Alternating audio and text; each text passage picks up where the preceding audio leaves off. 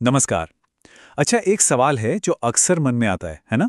कि भाई अपनी रोजमर्रा की जरूरतें और आध्यात्मिक साधना, इन दोनों में बैलेंस कैसे बिठाया जाए?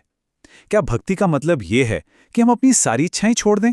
आज हम इसी दुविधा का एक बहुत ही सुंदर और प्रैक्टिकल समाधान समझने वाले हैं, जो शायद हमारी सोच ही बदल दे। तो चलिए देखते हैं आज हम कहाँ कहाँ से गुजरेंगे। हम एक साधक के सवाल से बात शुरू करेंगे, फिर दैवीय बैंक का ये कमाल का आइडिया समझेंगे और ये भी देखेंगे कि इसके ब्याज पर जिंदगी कैसे चल सकती है। फिर जानेंगे कि इसमें डिपॉजिट कैसे करना है और आखिर में इस सब की असली दौलत क्या है, उस पर बात करेंगे।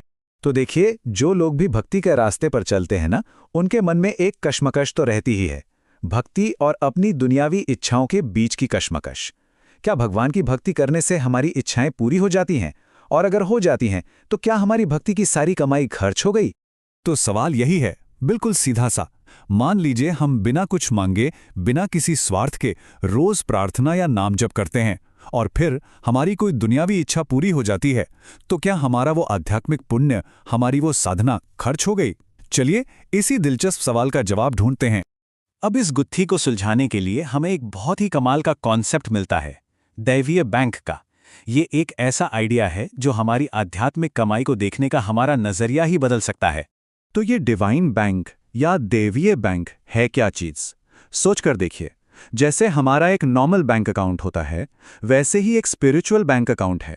यहाँ पर आपका हर भक्ति भरा काम, चाहे वो नाम जप हो, प्रार्थना हो या किसी की मदद करना हो, वो सीधे आपके इस खाते में डिपॉजिट हो रहा है। ये आपकी असली पूंजी है, आपका प्रिंसिपल अमाउंट। और मजे की बात यह है कि इस प्रिंसिपल पर आपको मिलता है ब्याज, जिससे आपकी दुनियावी जरूरतें पूरी होती रहती हैं, वो भी आपकी असली जमा पूंजी को छुए बिना।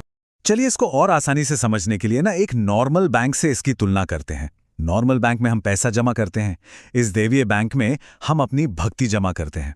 वहां ब्याज में पैसा मिलता है, यहां ब्याज में मिलते हैं आशीर्वाद और हमारी इच्छाओं की पूर्ति।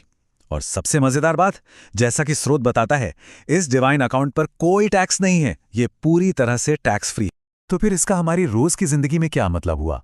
इसका मतलब ये है कि हम अपने आध्यात्मिक खाते में भक्ति जमा करके उसके ब्याज पर अपनी जिंदगी आराम से चला सकते हैं और इससे ना दुनियावी चिंताओं से भी एक तरह की आजादी मिलती है। स्रोत में एक लाइन है जो इस पूरे आइडिया का सार है। आप ब्याज में फलेंगे फूलेंगे और मूलधन से आपको ईश्वर की प्राप्ति होगी। कितनी खूबसूरत बात है ना? मतलब सांसारिक जीवन भी अच्छा चले और जो हमारा असली लक्ष्य है वो भी सुरक्षित रहे।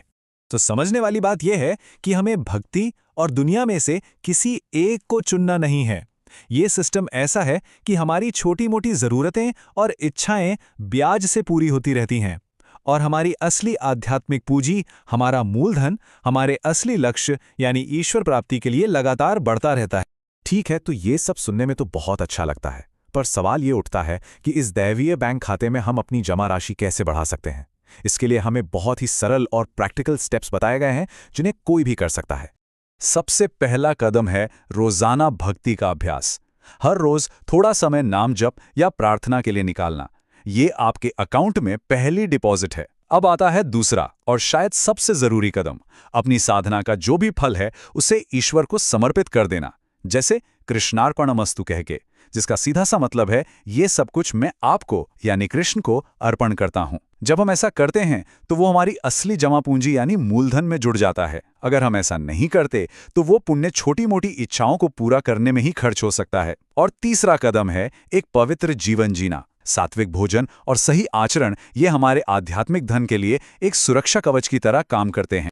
तो हमने ये तो समझ लिया कि इस बैंक से मिलने वाले ब्याज से हमारी दुनियावी जरूरतें पूरी हो सकती हैं, लेकिन क्या बस यही सब कुछ है? नहीं।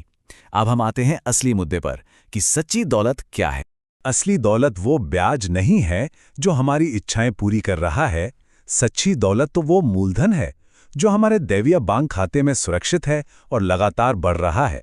यही हमारी शांति, हमारे संतोष और ईश्वर के साथ हमारे गहरे कनेक्शन का असली खजाना है।